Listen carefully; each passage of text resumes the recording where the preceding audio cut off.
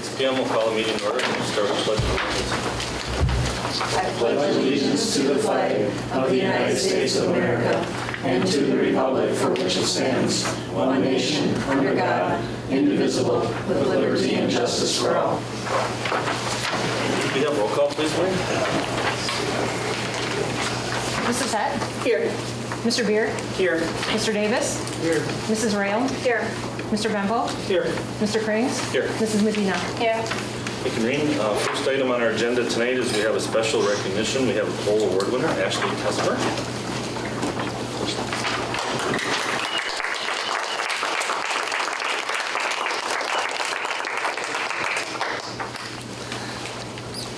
Herb Cole, through his Herb Cole Educational Foundation, established a student scholarship and teacher recognition program in 1990 and added the Principal Leadership Award in 2016.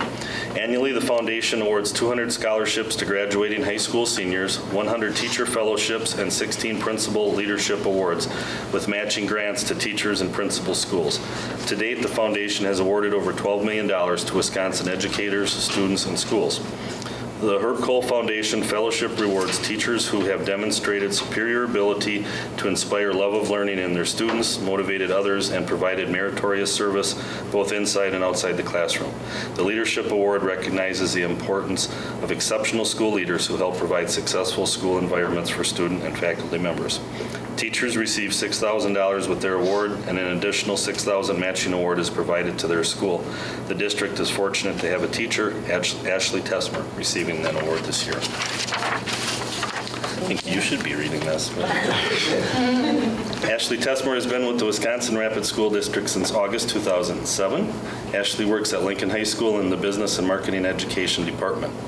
Eric Seiler, Career and Tech Ed Coordinator, nominated Ashley for the award, stating, "The past 12 years, Ashley has impressed me with her unselfish commitment of time and resources in assisting students to develop and experience marketing, business, and DECA opportunities.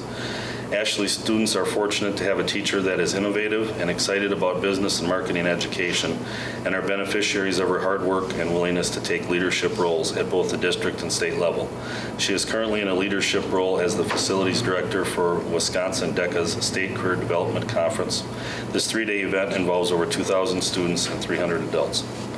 Ashley has developed new courses and programs for our students. She authored a new business course that is an English language arts equivalency class called Business Communication.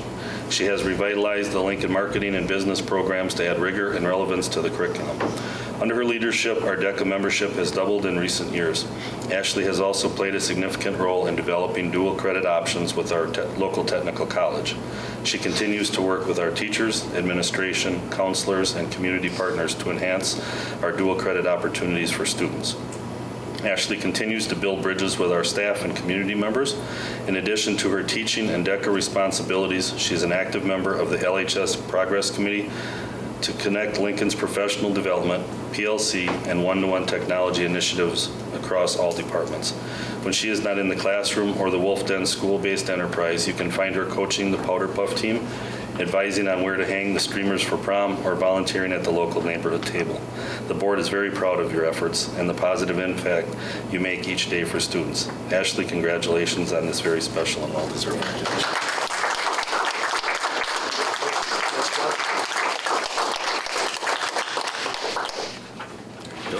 Thank you. You graduated. Thank you.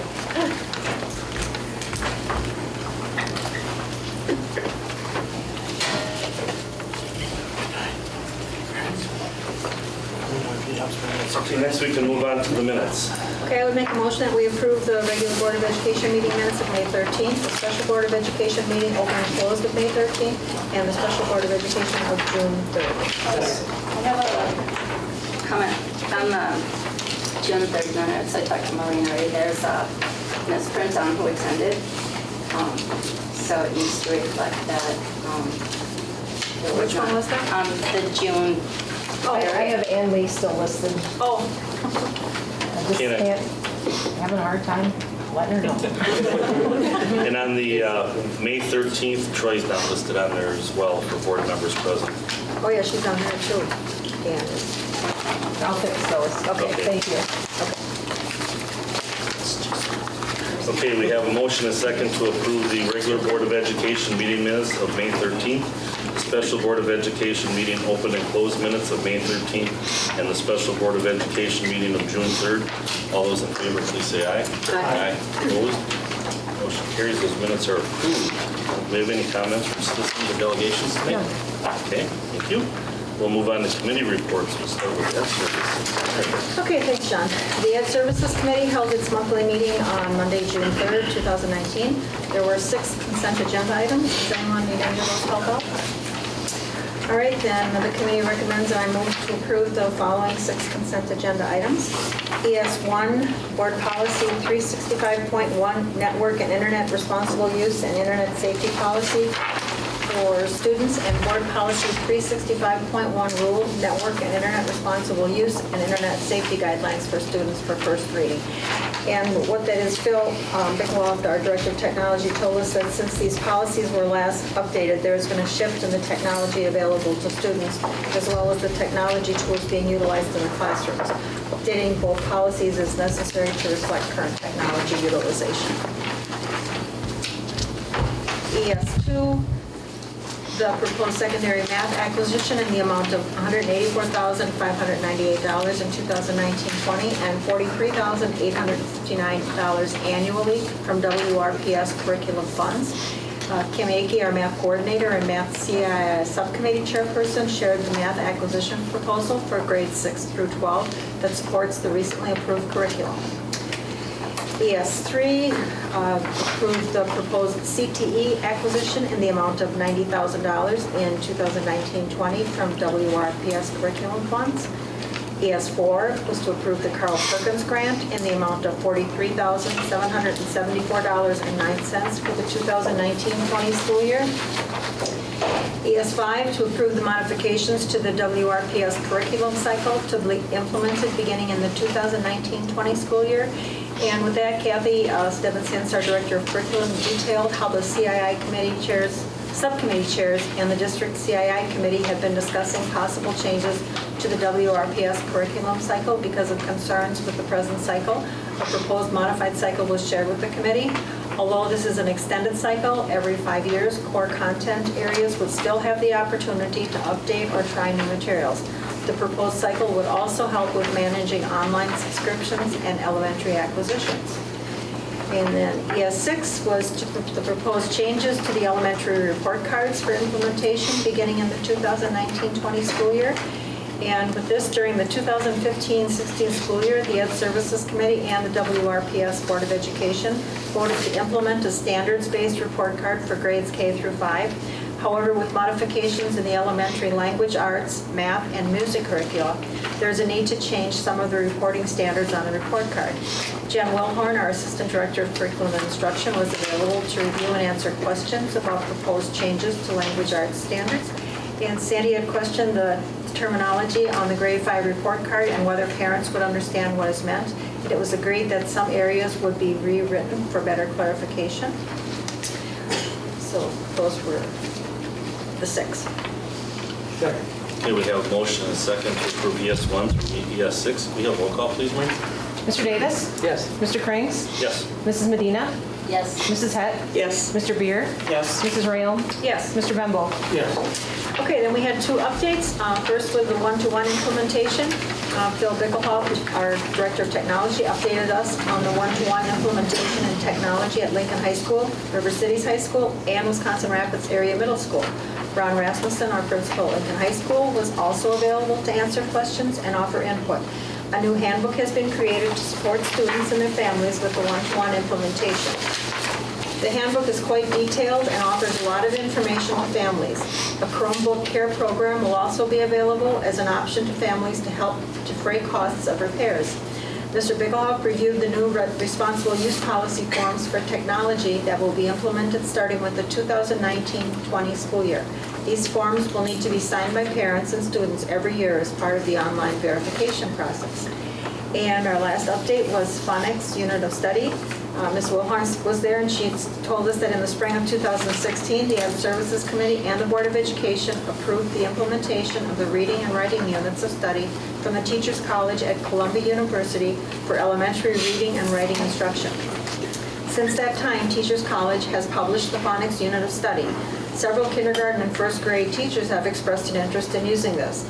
The Language Arts CII Subcommittee recommended kindergarten and first grade teachers have the option to continue to use Words Their Way or use the PUS phonics units of study as a pilot for potential implementation in the next language arts acquisition.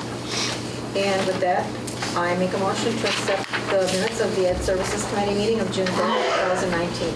Second. Okay, we have a motion and second to approve the meeting minutes of the Educational Service Committee meeting of June 3rd, 2019. All those in favor, please say aye. Aye. Opposed? Motion carries. Minutes are approved. Thank you, Mary. Next, we'll move on to business services. John. Thank you, John.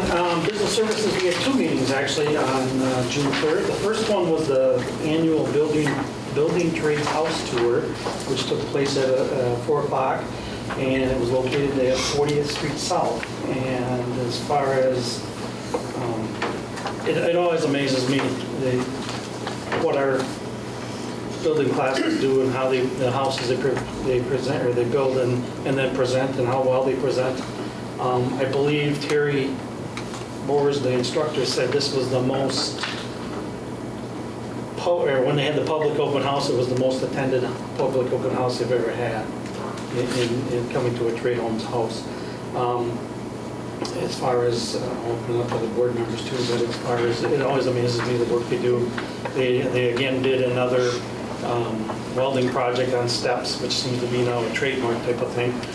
They have a student who does welding, and he actually placed third in Skills USA competition this year, the state competition, as well as the time that the building contractors and the tradespeople and the plumbers and the electricians, and how much time they'll spend with our students explaining what they are doing. He said the plumbers spent 45 minutes just talking to our students about how things were done, answered their questions, answered what they wanted to do. The other really neat part of it is that I believe there were 17 students this year, and at the time of the trade home tour that we took, 15 of the 17 had job placements or apprenticeships or were accepted into certain building trades to get into to start their process to get unionized and accepted into their licenses and cards. So it's very exciting when you see students do that, and I would not be surprised if the other two have got placements by now, but I haven't heard any further information. It's pretty awesome.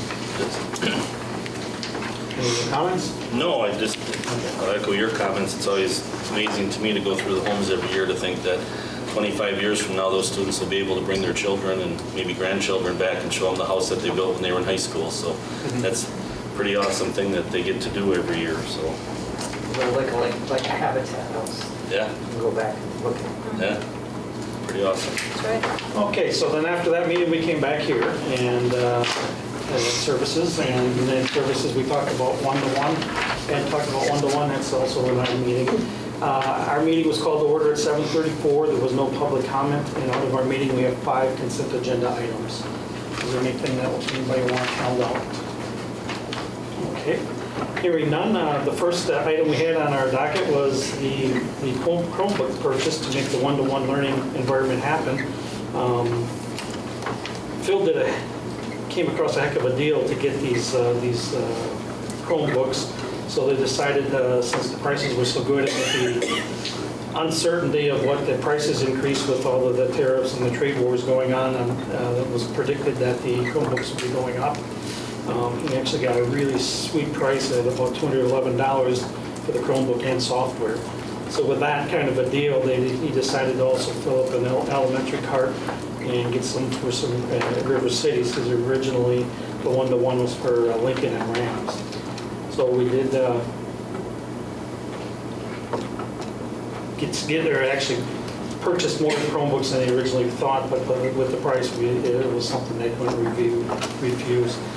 So the committee recommends, and I approve, or don't approve it yet. The committee recommends, and I propose the purchase of 626 Chromebooks from PDS at a cost of $132,330.14 to be funded from the 2006 technology referendum budget. the 2019-20 district technology budget, and the Wisconsin Personal Electronic Commuting Device Grant for approval to the board. How can we still have money left in the 2006 technology referendum budget? That's Getting amazing. thin. Getting thin, but Wow. that's how well the district, our administrative team and the districts use that money. It's phenomenal. We are just coming to the bottom of that money. The second item we had is the Bright Lights renewal, which is a learning suite software for student technology and integration, and also a plan for professional, they use it for professional development activities. It also is used for digital privacy and security of our student data and network infrastructure. So the committee recommends and I move the purchase of Bright Lights 21st Century Learning Suite from Bright Lights at a cost of $13,111.01 to be funded from the 2019 district technology budget for approval to the board. Then our third item was another software package called Who Knew It? And this is, we've been using this for 11 years. It was originally called Atomic Learning, and it provides training to our staff in various technology-related software programs. It's evolved over the past years to be more than just training on software. It also includes training for professional development, classroom management, technology integration, trauma, curriculum-specific training, engagement strategies, and the list goes on. So with that, the committee recommends and I move the purchase of Who Knew It at a cost of $12,491.10, which will be funded from the 2019-20 district technology budget and the 2006 technology referendum budget for approval to the board. The next item, again, is Gaggle, and that is a safety management software, and we've been using that over 9 years. And what it does is it monitors emails and Google Drives of our students so that if something was on there that it would see, as far as if there was somebody writing something about bullying or harming themselves or suicide or acts of violence or any other inappropriate contact, it will notify the appropriate authorities within the school district to take action if it's needed. And it's used also to back up staff Google Drives, and it's actually become an integral part of our district operations. So with that, the committee recommends and I move the purchase of Gaggle Safety Management for Google and Google Drive backup service from Gaggle for a 3-year service term at an estimated cost of $22,825 to be funded from the 2019 district technology budget for approval to the board. And then our last item is the Mitel phone software renewal. And we had some discussion because it's been reported that our phones are aging and some of the hardware has to be replaced. Phil had filled in us that any critical phones have been replaced and upgraded, but we still have to have the software to run the program. And so the committee recommends and I move that the proposed purchase of Mitel software assurance and service and camera corner connecting point at a total cost of $45,990 for 3 years of service, which will be funded from the 2018-19 district technology budget, be approved to the Board of Education. Second. Okay, we have a motion and a second to approve BS1 to BS5. We have roll call, please, Marie? Mr. Cranks? Yes. Mrs. Hett? Yes. Mr. Beer? Yes. Mr. Bembo? Yes. Mrs. Medina? Yes, I Mr. just want to make a note that on D and F, it says BS2 and BS1. It should be. Oh, yeah.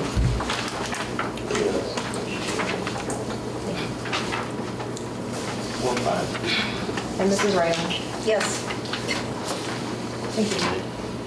With that, the balance of our meeting was updates. We had a purchase invoice for the City of Wisconsin Rapids Police Liaison Officer, Frontline Technology Software, which is our absence and substitute management and time attendance software. We had an auditor letter from about giving our update from the auditor. It was only 8 pages this year, so that's nice. And there was a copy given to each of the board members if they wanted to read that in detail. So with that, the committee recommends and I move the approval of the balance of our minutes. Motion is second to approve the meeting minutes from the Business Service Committee meeting of June 3rd, 2019. All those in favor, please say aye. Aye. Opposed? Motion carries. Those minutes are approved. Thank you, John. We'll move on to personnel. Mr. Kramer, did you also want to include the tour minutes? Oh, yes, I'm sorry. Also approval of the minutes from the Trade House tour. Thank you, Maria. And also on that trades house, I wasn't there. My name's on as attending, but I wasn't there. So. We'll take care of that. You are not there I now. wasn't there. Okay, we'll move on to personnel. Sandy. Personnel Services met last Monday, June 3rd at 7:35 p.m. There was no public comment, and from that meeting, we have 10 consent agenda items, and they are as follows. 1, the committee recommends and I move to approve the 13 professional staff appointments for the 2019-2020 school year. 2, the committee recommends and I move to approve the 2 support staff appointments for the 2019-2020 school year. 3, the committee recommends and I move to approve the many summer school and summer support staff appointments. 4, the committee recommends and I move to approve the 4 support staff resignations. 5, the committee recommends and I move to approve the 1 support staff early retirement. 6, the committee recommends and I move to approve Board Policy 458, Student Wellness Policy for second reading. This has to do with the policy leadership and the evaluation. 7, the committee recommends and I move to approve Board Policy 760, Food and Nutrition Services Program for second reading. And this has to do with the USDA non-discrimination statement that we had to add to this policy. Turn the page. 8, the committee recommends and I move to approve Board Policy 760 Rule, Food Services Management Guidelines for second reading. And this is how to deal with our school lunch balances. It was employee handbook. Number 9, the committee recommends and I move to approve the language changes to the office clerical and aid support staff employee handbook regarding the post-employment insurance benefit. 10, the committee recommends and I move to approve the language changes to the office clerical and aid support staff employee handbook regarding emergency school closures. Does anybody want any of those held out? I'll second that then. Okay, we have a motion and a second to approve TS1 through TS10. All those in favor, please say aye. Aye. Opposed? Motion And we had carried. updates on staffing. We're going to be needing to add an additional school psychologist just because of the numbers. We have, from September to December, we had 53, and we've got 20 to 30 of these still pending that may be brought aboard. Let's see, Director of Food Services shared that we need to add another kitchen helper position at Lincoln High School because we have 3 lunch periods and we have the 9th graders there, so we need more people. And Ed Allison, Director of Buildings and Grounds, we've hired somebody from Project Search, which is fantastic, and this person will be starting early but receiving a salary rather than later. And with that, I would move that the minutes from the... I think you missed the additional assistant girls swim and dive coach. Oh, yes. We also need an additional assistant girls swim and dive coach because we have bigger numbers in the swim program. That may have something to do with our nice new pool. With that, I move that the minutes from the June 3rd, 2019 committee meeting be approved as printed. A motion is second to approve the meeting minutes of the Personnel Services Committee of June 3rd, 2019. All those in favor, please say aye. Aye. Opposed? Motion carried. Minutes are approved. Thank you, Sandy. We'll move on to agenda referrals, information requests. Anything this one? I have one, John. The group at Lincoln High School, LHS Cool to Be Kind, presented this year a program called Rise to Remember. It's the 3rd year in a row that Lincoln's done it. Last year was Name It, Claim It, Stop It. I think that did it. I don't know who did it the first year, but it's for those who struggle with bullying and mental illness, and it was phenomenal. And the 3 advisors, it really was a good program. And I guess what I'd like to see maybe is have them come to our board maybe next January, because this is done in May. So if they came in January or February, and I'd like it at the board meeting when it could be televised too, because I think it would show the community that we are doing something that's really important, so. Good idea. Thank you. We'll make it happen. Thank you. Next item is the legislative agenda. Any news, John? There's a little bit. By the way, that letter that Craig had put together to the legislatures was very, very good. And I'm going to get on what the numbers were that he wrote about it. But I would urge all of us to take a copy of that, because I've already done it, and send it to our legislators, and just ask them how they can justify that difference. And I guess what I'm talking about is public schools in the current budget are slated to get a $200 per pupil increase from 2019-2020 and a $204 for 2021. However, voucher schools, which again, they keep telling us that they care about public schools and that type of thing, are slated to get $229 per student in a 2019-20 year, and $275 next year in the 2020-2021 budget. I can't wait to see any of our legislators in our area and ask them that question, how they justify that. And you tell me that you care about our students in our district, but yet you can allow that to happen, and why are they inequality, and how is that fair to any students in our school districts? How many are in public versus private? I don't know those numbers. Statewide, the great preponderance are still public school students. I'm not sure off the top of my head. I don't know the percentages on it. Yeah. I do know that still that about 70 to 75% of the students in the voucher program are not what the original voucher program was about for low and underprivileged students to go to schools, private schools, and that's not what's happening. Or they're not new schools. Students, there are already students enrolled at those private institutions. So that's the other thing. Also included in our packet today was the Wisconsin Association of School Boards key for state budget provisions. So what the DPI proposed, what the governor proposed, what the joint finance, and what WASB's position on all of them. It's 44 pages front and back, so if you want to go through that at your leisure, that would be fun to do. There is going to be a public hearing committee on education Thursday, June 13th on Assembly Bill 223 and Assembly Bill 224. And this 223 relates to supplemental state aid for consolidated school districts and making an appropriation. And then 224 is determining shared costs and secondary cost ceiling for the purpose of generalized equalization aids for school districts.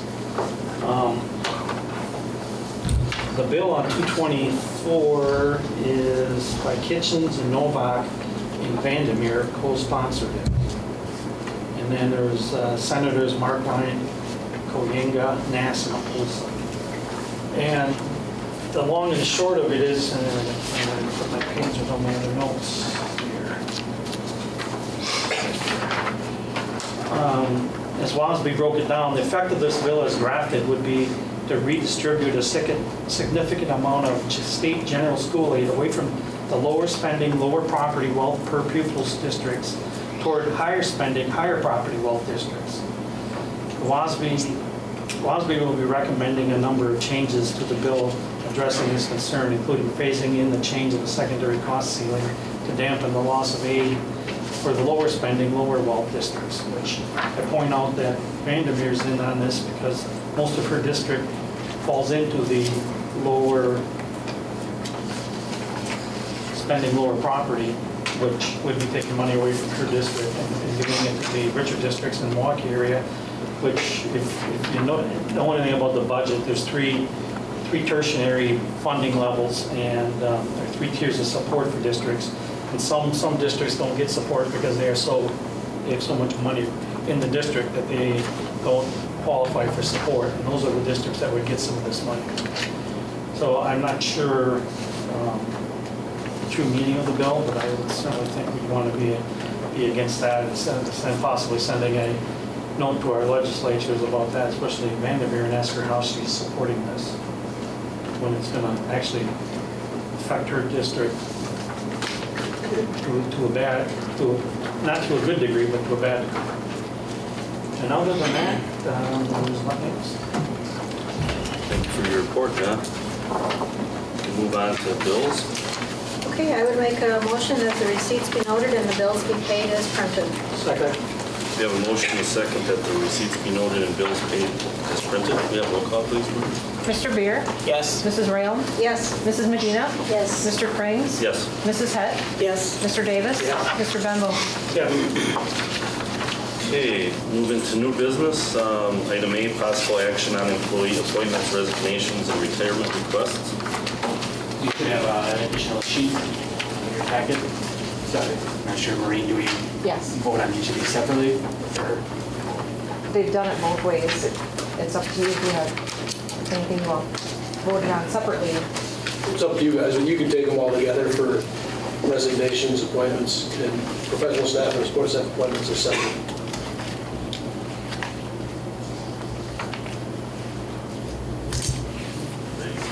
Making a motion? I would move that the, I thought I was going to talk about it. Oh, I mean, do you have specific, usually in the past we haven't talked about individuals, but we have 3 people who recently resigned, taking jobs elsewhere or moving out of the state. Simply between the committee meeting and the Right. meeting this evening, which is why they showed up tonight. Yeah. And then the professional staff appointment just recently hired last week Friday for a counselor position. And then we filled the library aide position. And then we have additional, surprisingly, more supports or summer support and summer school workers. seems to be more movement than I've seen. Is there a reason for that? Not that, I mean, some of these the recent resignations, a couple of them we kind of knew were in the works or being possibilities where people had family, their family was living in Madison for one of them, where they were looking for jobs. So we kind of knew that was on the horizon. Others a little more surprising, but we're in the turnover piece now. We have a number of aid spots where someone takes a job that was someone left, so then we kind of have that domino effect where people are then filling as we go. I'd make a motion to approve the following professional staff resignations. Should just do all together. Also recommend the approval of the one professional staff appointment, along with the approval of the following staff, the support staff appointment, and the approval of the summer school support staff appointments. Second. Okay, we have a motion and a second to approve the recommendation of the 3 professional staff resignations, the 1 professional staff appointment, the 1 support staff appointment, and the 6 summer school staff appointments. All those in favor, please say aye. Aye. Opposed? Motion carries. Those are approved. Okay, I'll move on to Building and Grounds Department Blueprint Digitization Project. Hello. How you doing? This presentation here kind of started, Sandy had asked about some strange cardboard purchases, and so Andre's kind of been toiling away without getting noticed a whole lot with this project. Which is fine. Which he enjoys. This all started when I started at Buildings and Grounds. Our first project, we had a water main that busted. I'm going through our file room trying to find blueprints for Lincoln High School, and they're just pretty much non-existent. I called the city. They were really no better off than we are. So at that point, I'm like, we have to do something about a blueprint room. I don't want to steal a lot of Andre's thunder here, but some of them are really marginalized. They're getting brittle, and so I went to Point Schools and I asked them, how they maintain their prints, and they were about in the same shape as us. And I meet with the directors in the valley here once a month, and everybody's kind of in the same situation. So I started digging into ways to preserve them and build periodic maintenance tables and charts off of those. There's a lot of companies out there that do this, but the first quote I got was $186,000. So basically a guy comes in, takes your whole print room out, doesn't know our buildings at all. So he takes everything we have, pretty much copies them, takes pictures of our equipment, builds those into the prints. Fast forward to retirement, we had maintenance. Andre came in and interviewed. Little background on Andre, he worked for the district in the 80s for 12, 13 years. And left to pursue, bigger and better things. And we were able to hire him back through retirement, and glad to have him back. Part of the interview that we had for his position was, the different companies that people came from, what kind of periodic maintenance they had. If they had a program, if they just did it kind of willy-nilly, kind of what we were doing. And he had a pretty solid program. So that was part of the reason we brought him back. Obviously, his knowledge of the district, you started here in what, mid-'80s? Yeah, 86 was when I started. So he knows the buildings, front to back. We're happy to get him back. He's, I say he's half maintenance and the other half kind of mad scientist. Seriously, he's done everything from cryogenics to, washer and dryer repair. So he's very well versed, a good addition to our district. It's in the job description. So. Yeah. The cryogenic treatment part, I think we still have some lawnmower blades that he did 30 years ago, 25 years ago. So, I'm happy to have him back. The nice part about it, we were able to give him a maintenance vehicle, and he, his knowledge of the buildings, he was able to start, work orders right away. And so then we kind of got onto this project, and it's going to be very time consuming. There's a lot of work here, but we needed to start. It had been attempted different times. You might see in some of the slides they had taken the as-built, so when a project gets completed, a lot of times they varied from the architect's original plans because of different building situations. And so at some point they had taken duct tape and put on those. These are the important ones. Put them in a file. Well, some of those are gone. Sheets are missing. So what Andre's doing is taking these sheets and almost like photo restoration. So if there's voids in them, he irons them out, puts transfer patches on them. They have to be pristine to try to go through the scanner that we bought. So it's not. There's a practical and an ethical side to, I guess, the document restoration. So you'll see what Andre's working with in some of the slides here, but like I say, it was almost, well, I shouldn't say almost, it was out of our reach to bring a company in within our number of buildings, 13 buildings, to be able to do what we were looking to do. And so it's going to be a process, but I'll let Andre kind of walk you through what he's been doing up here. So basically we transferred all our prints from buildings and grounds, brought him over to East here. He's got a room set up right from the get-go. Now if I need to print, I'll call him. He'll have a copy of it for me. I can take to a contractor, and it saves time on both ends. The contractor isn't fumbling around looking for a shut-off and things. I'm not an hour in our blueprint room looking for stuff. So it's an improvement already, and it's just kind of at the start right now. So take it away, buddy. Thank you, Ed. and as he was saying, too, this kind of builds on some of my previous experience. I came from Cary, was my last position. I was their planner scheduler.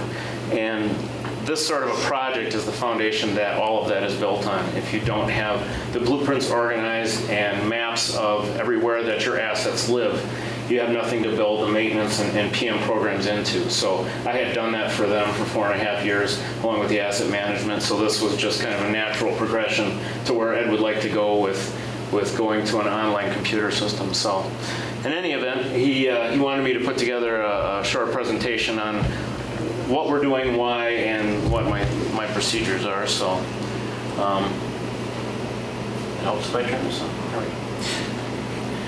Okay, the benefits of digitizing. It's information mobility. There can be access to scanned prints from any location at any time. So instead of the guys having to run back to a room and dig through, maybe finding, maybe not finding exactly what they need, they can go to their phone or they can go to a laptop once we have this on the shared drive and bring up a spreadsheet that has embedded PDFs and open up the prints of the building and get it from any location that they're at.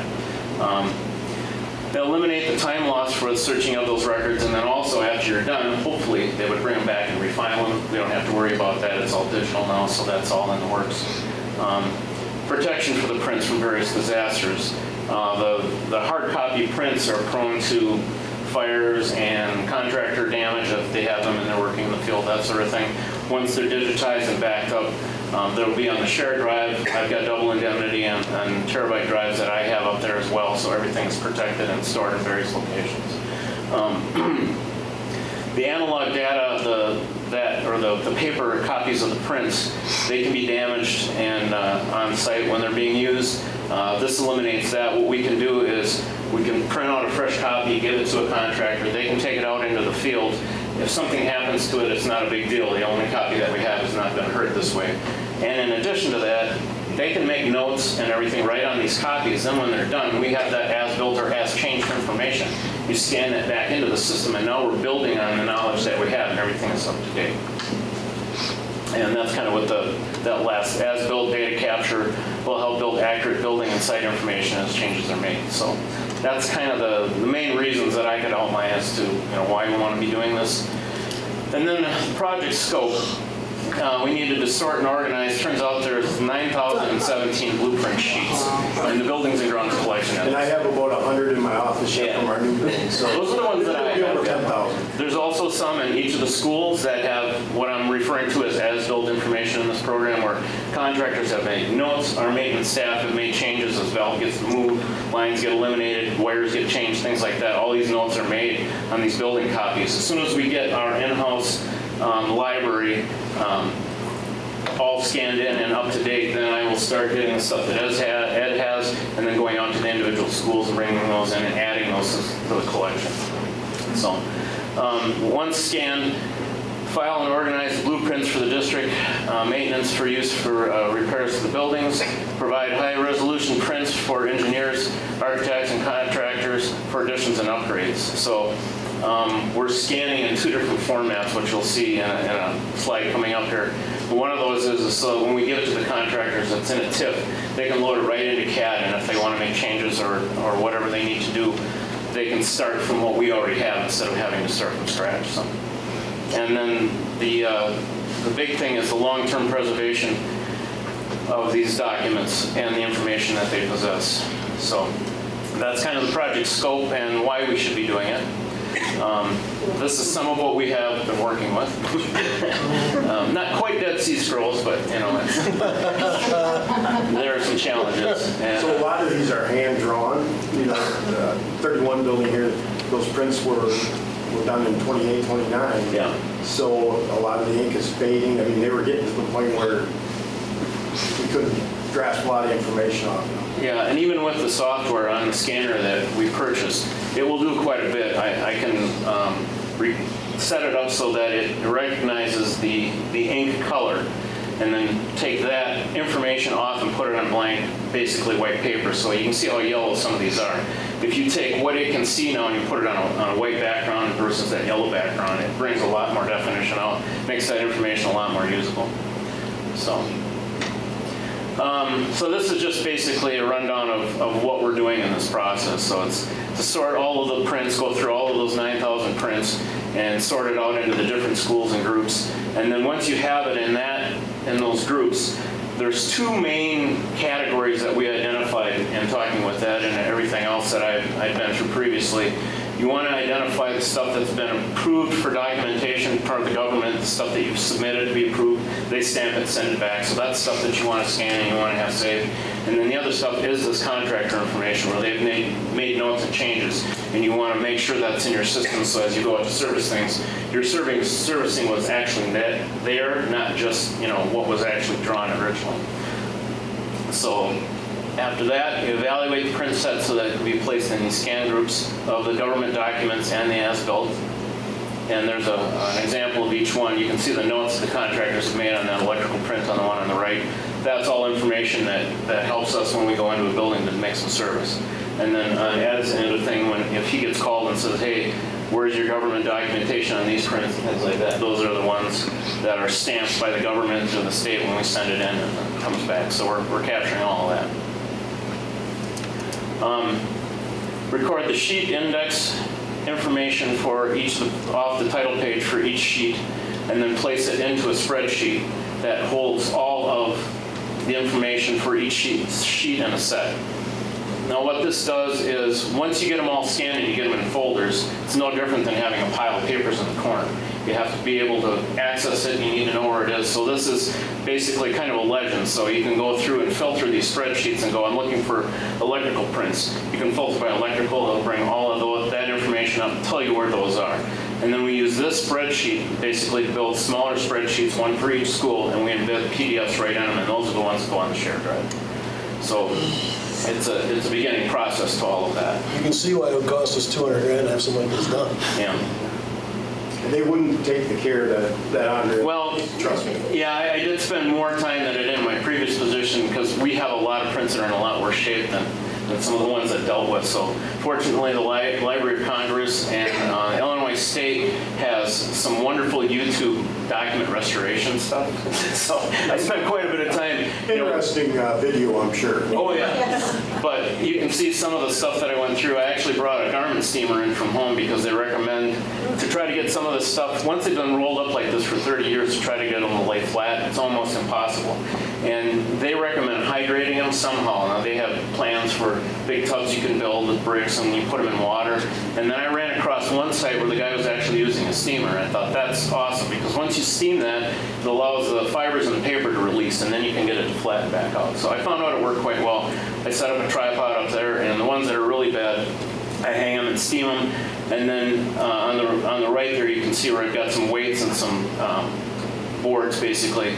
You press them up flat and you weight them and you leave them like that for a couple of days, and then they're nice and flat and you can work with them. They'll go through the scanner and everything works quite well. And then there's a number of techniques for actually fixing the holes in the tears. I won't get into all of that, but there's all kinds of different things that you can do to try to get them into a condition where you can deal with them again. So that's a big part of the process. So once that's all done, then I can actually scan. So getting them into the scanning machine, I run through and I actually do 2 scans for each piece of paper. And the reason I do that is, like I said, we need TIFFs so that they're in large uncompressed format for storage for long-term, plus those are what you can give to anybody using CAD that's going to be making future drawings. And the PDFs are also what we need for smaller things like communicating in emails, and also putting them out on a shared drive so I don't suck up the entire data district for the school tour. I found out that was an issue as well. So anyway, there is a way of taking a TIFF and generating the PDFs off of that, but it takes about 8 minutes with the software. I can actually scan it twice in about 2 minutes. So it was much faster just to physically scan the document in twice. And then as I was making the smaller spreadsheets, I found out this was also a very good approach because some of the PDFs, for whatever reason, didn't render well in the software. So now I've got the TIFFs to back that up. And where I couldn't take them and compress them and put them into these files in their original scan state as a PDF, I could take the TIFF and I could render it at that point. So it's nice double indemnity just for everything. Mad scientist is coming up. Yeah. So just want to let you know. Keeps me up at night, keeps me out of mischief, I guess. So. And then after that's done, after everything's scanned, to do this, you have to pull all the staples, take them all apart, flatten them, and do all that. So when you're done, you put it all back together, restaple it, you put all the documentation, and the government has copies on the government-approved documents. All that has to go back together to go back into storage. And then it either goes in the drawers. We have drawers for the government-approved ones. The extra prints, ones with the as-built information on it, were actually, a lot of those were hanging or they were rolled up in smaller cabinets. And now that we've done all the work to flatten them and do all that work, that's where our cardboard, I'll just pull this out so you can kind of see it. This is what the cardboard went to.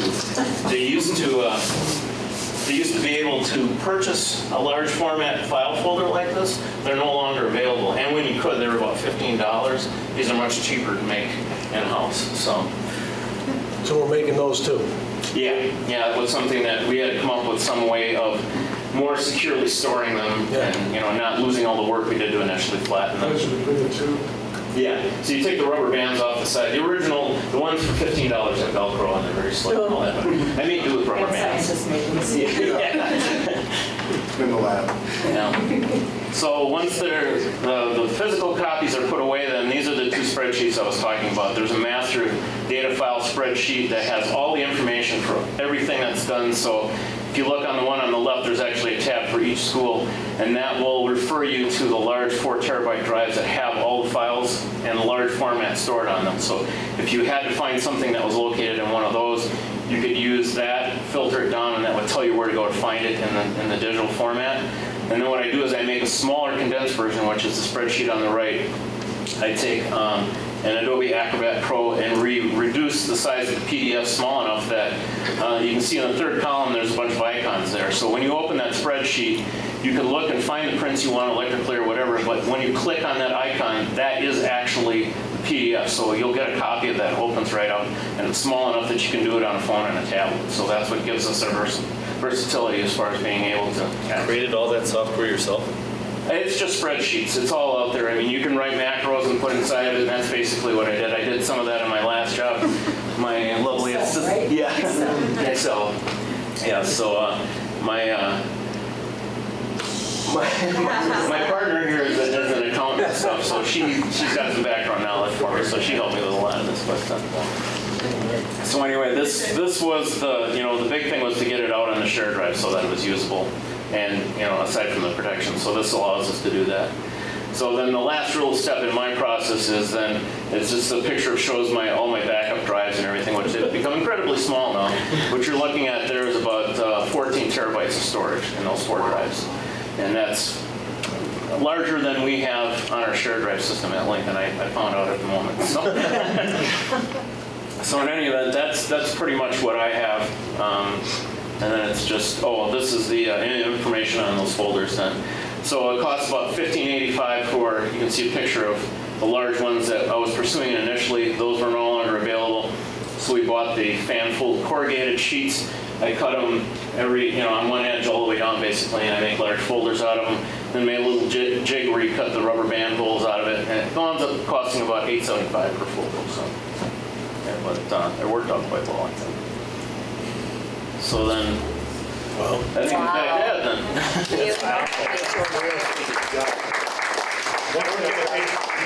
I work in a paper mill, and we're finding stuff that we don't even know we have. And we find blueprints that never got changed, and that there's supposed to be no gears inside of a gear drive until it locks up. And then you take it apart, and there's still gears in there, but it was never brought into the blueprint parts. So, I mean... Yeah, and then from there, like I said, this is kind of the foundation for a whole system when I was with Carrie. We started with this, and then from there, we went into the asset management part. And I went around, took 10,500 pictures, and I built basically a virtual plant. Every piece of equipment, every motor, every control with their tags and everything else, put it all in a tree file folder setup. And then we use that to populate the software that we use to generate PMs and everything. So then from there, you go around and you get every manufacturer, what do they recommend, when it should be oiled, when should it be cleaned, all of that information, and that's built into a PM system. So this is just kind of the ground level of all that, but without this there, you can't really build that. But once you have that built, it becomes incredibly easy to maintain this stuff, with the resources that we have, so. That's our next phase of this whole thing. I mean, really, that's what we use. Exactly. SAP. Yep, and you guys used MVP. Yeah. We use MVP Plant. AP was what they went, SAP is what they went to after I'd left. But we actually built the system in MVP Plant, and then that allowed them to upload it right into that. But we had all of all the information was in there, actually. All I had to do is transfer it up. So when you need to order a part, all you have to do is access that. Exactly. Yep. Manufacturer, the number, saves you all that. So this whole thing will save us tons of money. I mean, not just in better PMs on our equipment. I mean, that's 85% savings right there. So if you're properly greasing and... So what you do before it breaks. Yeah, exactly. Yeah. I'm sorry. Putting out proactive versus reactive maintenance, versus basically. something breaking. Yeah, so if you can get proactive, what they've told me when I got my certification was you can save 38% of your complete overhead cost. If you're not bringing it back to life, if you're keeping it running the way you're supposed to, you can shave about 38% of that right off the top. You fix it on your equipment, not the equipment side. Well, and in a plant, I mean, downtime is lost money. Right here, we got 180 days basically with these kids. If we shut down for a day, that's huge. It's probably just as important or more important than a factory. They can only work on snow days. Yeah, that might be a trouble.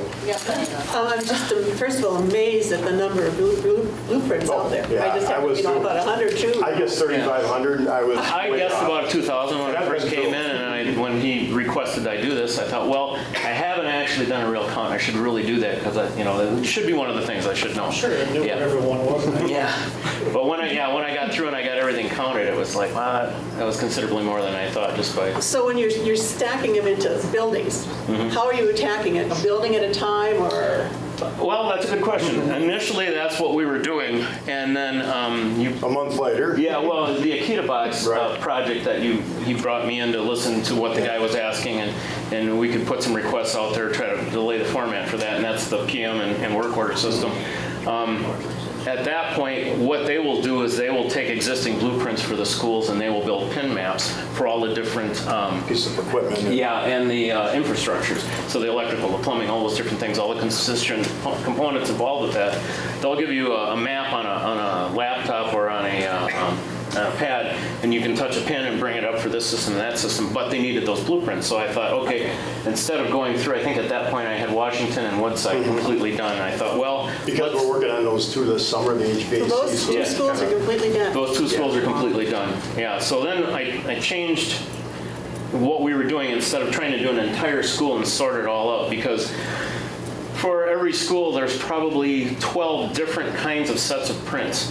Now, one of those will be the government-approved one, and then probably 4 or 5 of those will have contractor notes in them. So I take them all apart and make one big set of all the contractor notes and save that as built. So we have a government set and the contractor note sets, and put them together. And it takes Those are your two most important. yeah, it takes a long time to actually go through and process all that information. What do we actually need here, and what's copies? And then the copies will be going in these cardboard files. The ones that we're going to save will be going into the drawer system.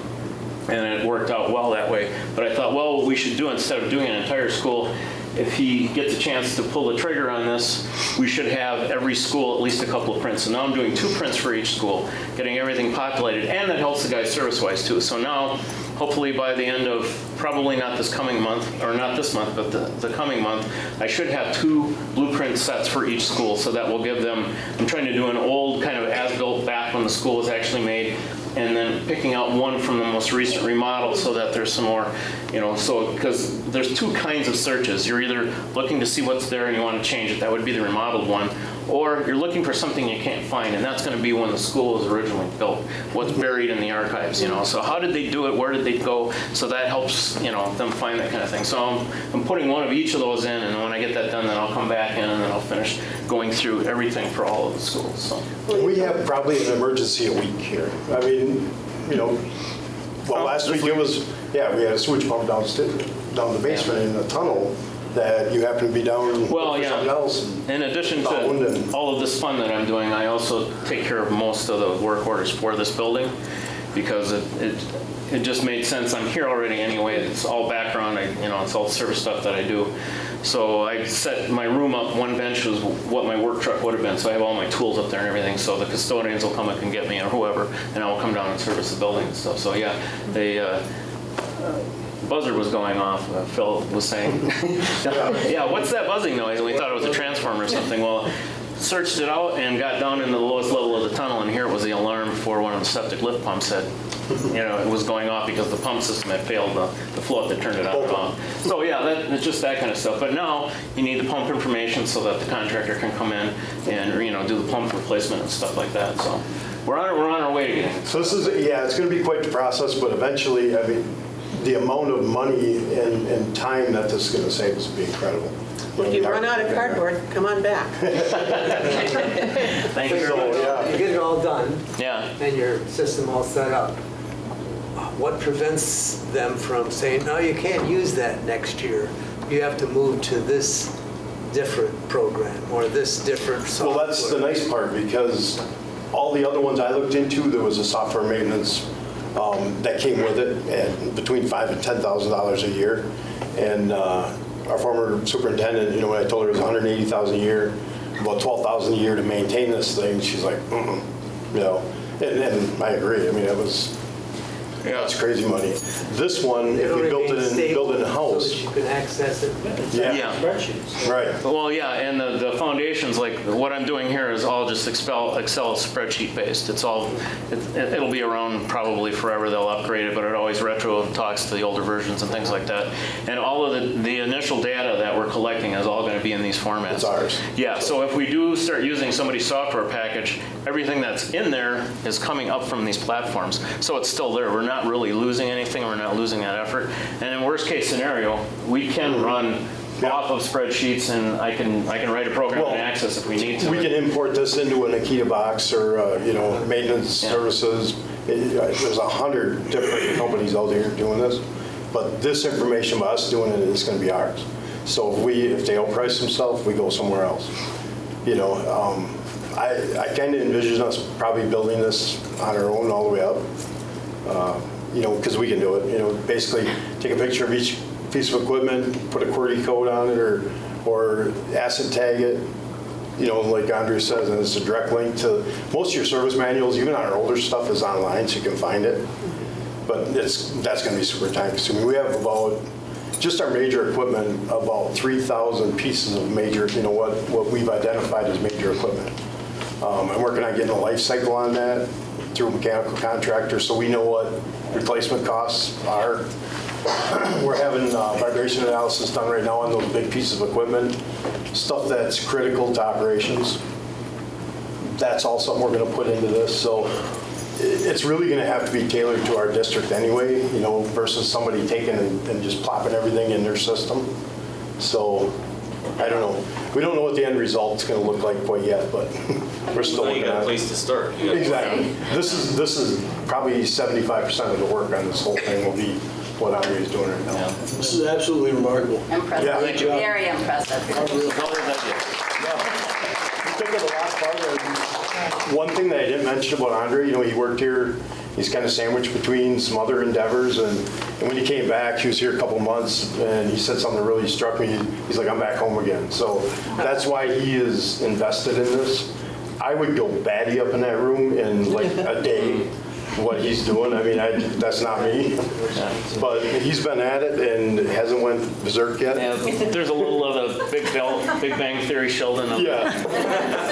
I have to get to those last two knots. Or it isn't driving me crazy yet. Yeah. Yep. I'm sure he dreams about it. So then maybe after he's done, he can go to Dan's office? Hey, you haven't been in here lately. I had to clean mine up. Oh my God. Mine was a dirty office. I'm going to sit down now. Thank you very much. Thanks for having me. Thank you very much. That's incredible. Thank you. Dead Sea Scrolls might show up in Wygan's office, yeah. I'm sure we can work them. All right, how about if we move on to item C then? Action to approve of resolution authorizing the transfer of funds for the defeasance of certain of the taxable general obligation notes dated December 20, 2017. Dan. You're up. When we issued debt for, we issued debt for 3 projects for a total of $30 million. One was the high school renovation, the energy conservation projects there. One was the middle school addition, and then the last one was for the energy projects around the district. And 2 of them are energy related, and so there's a special state statute on how to handle that debt. The general fund debt is for the middle school, and I'm proposing that we advance payment on the oldest, the longest debt that's out there, and pay it off at this time. And that'll leave 3 more payments due on the middle school. So that's what's being proposed. The reason we're doing that is that it will save us money and interest. Yes, we'll save all the debt, all the interest expense from now until when the payment was originally due. The total of that payment is just shy of $3 million? Just shy of $2 million, $1,955,000, and then there's interest of $10,000 to bring it to date. I would move then to approve the resolution to authorize the transfer of funds for the defeasance of certain of the taxable general obligation notes dated December 20th, 1917. Second. 1917. Okay, we have a motion and a second to approve a resolution to authorize the transfer of funds for the defeasance of certain of the taxable general obligation notes dated December 20, 2017. All those in favor, please say aye. Aye. Opposed? Motion carries. Thank you, Dan. I want to add one more comment on that. Because these are notes and not bond issues, we didn't need to hire a legal counsel to do this repayment. We just worked with the bank and agreed to payments. We saved the legal costs on that.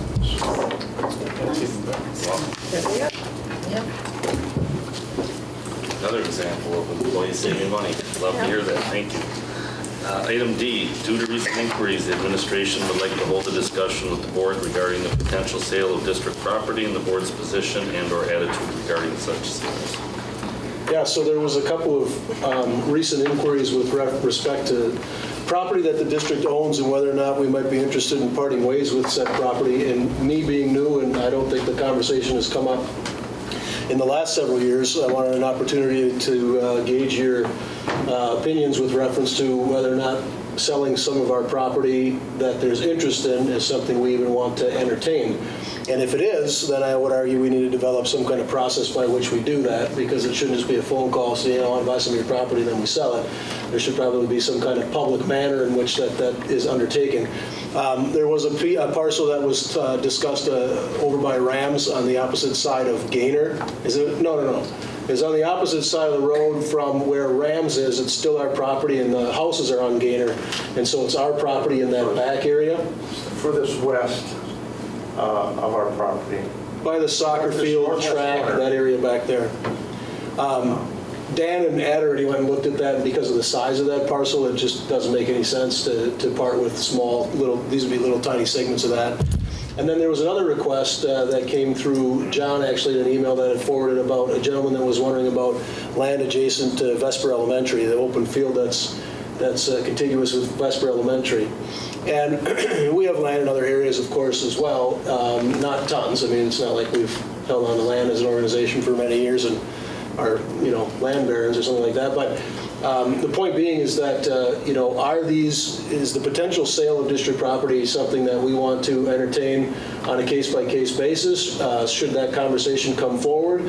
Or are we of the, opinion that for now, based on circumstance, there's really no reason that we'd want to part with land that we hold? Are we talking land or buildings? Land. Land. Just land. So the parcels Correct. we own, and there's the one in Grand Rapids of which we get royalties on a cell tower, correct? That's correct. Where else do we have land other than our buildings?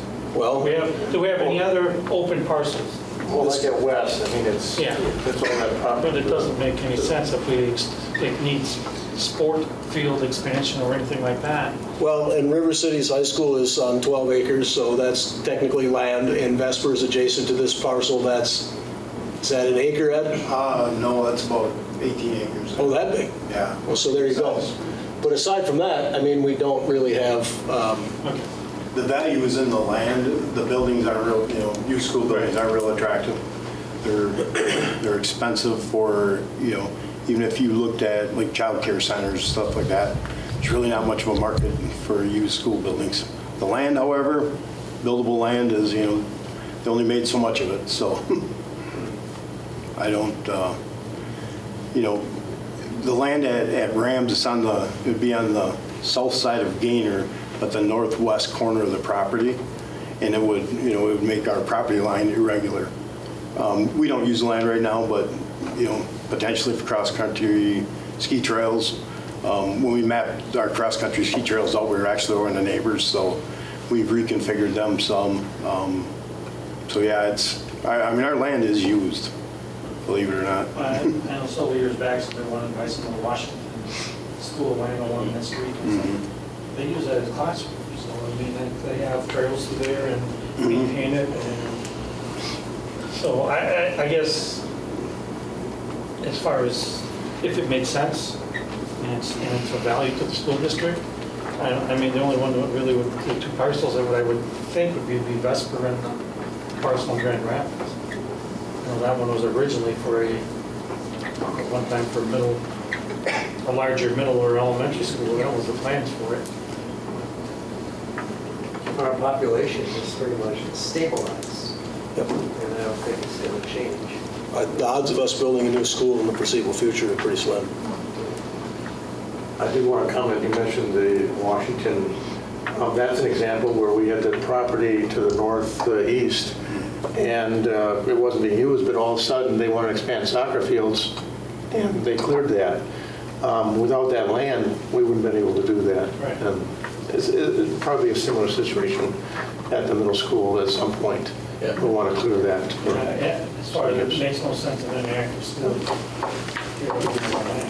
Do we have any idea the party that acquired in Vesper? Is this like the end of the field? Is it most of the field they wanted to purchase? Do we have any idea what? I'm not they're sure. looking for? I haven't gotten into specifics because I don't want to go down too far down the path with respect to the potential sale of land if the response is, well, we're not interested in selling it anyway. So there's time and energy on both parties then without... Because the email simply said inquiring about purchasing some land in the field to build a house. Correct. So I mean, if it's on the end, I'm not sure what use we have currently for the Vesper building. I mean, there was talk about the alternatives, the Wood County Alternative School potentially using that, but would they need all of that land for their use? Probably not. So maybe that might make sense to, at least get an estimate of what it would be, what would an appraisal cost for. And I have an appraisal on that building, land and improvements, I can get that to you. And to be fair, they're not looking for the building though. This is just vacant property that's adjacent But I don't to think we want to be getting and selling it, taking lots out of it. I mean, if you want to buy the land, you're buying the whole chunk. I mean, I wouldn't want to be into, Would it maybe depend on what part they wanted? I mean, if they sit the pieces in the middle, well, then that just breaks it up, and that doesn't do you any benefit. Well, But that's the thing. if it's on the end of the property, you chop a but as piece soon as off. you chop a piece off and there's somebody else building there, then you lose value on the rest of it. So I mean, the chunk of land is value, as far as what I've seen, when they start subdividing land, you lose value on that overall piece compared to what it was when it was whole, as opposed to as you piece it off. So this is what happens, right? If you have an 18-acre parcel out there that you could, so then are we going to divide it up and sell all of the parcels? I mean, are we going to get in the business of selling property? That's really what the question is. Whether it's vacant property or property with buildings on it, people aren't coming forward to buy buildings, of course, but that's really what the heart of the question is. Because could we? I think the answer to that is yes. But if we're talking about, because I think what, like John's saying, and what I would argue is that let's pretend that this gentleman's looking to build on the farthest corner, so it wouldn't really disrupt our property. Let's say that he takes a section that it doesn't give you screwy boundary lines or, there's nothing. Then the next request is going to come in, the next request, you see what I'm saying? So I don't know that there's a huge, need necessarily to build on Vesper, that's not my point, but I think we need an approach going in. So if there's an 18-acre parcel out there that we can identify, going rate, then I think the next conversation is, are we going to break this up into 3- and 5-acre parcels and just have them out there and sell them if people inquire, or are we talking about case by case, there's interest, and then if that's the case, we have to earmark that piece of land, and then I would argue we have to figure out some kind of public manner in which this would be undertaken. Auction style or some way that it would be, Yeah, before I even think about a record or giving an answer on it, I'd like to have details. We're talking of details of what the land is and how to break off. If we can section that off and cost and what it's worth, values. I mean, I think it's, I know we're talking about it, but I don't, there's no action plan on it. no. But I think we really need to have a workshop on it then and get. I'll put the gentleman in contact with Ed, and the two of them can get some specifics, and what I'll do is include it in a board update as soon as we have the info, and then we can talk about it at the next committee meetings. Because it seems like it would make sense if the individual did want to buy the piece of property without the building, but the mass of the property, for whatever their reasons, and they made an offer, it seems to me legally, would be obligated to post that, there's been a proposal to buy this piece of property to give other people the opportunity to come forward. Because otherwise, it certainly seems like it could be, well, it was predetermined, you just sold it to this person Correct. without it. And also, I think you would need an appraisal so we know exactly what the value is that we have. Yes. And if this is the value as a hunk, this is the value as it's divided, and if it's divided, is that our cost, and what is that going to be? Right. And if it's, substantial, what you're going to reap from selling that may not even feasible. I mean, we have to think about what use the buildings have going forward. If they're just going to be sitting there not being used, maybe it makes sense to entertain something, but.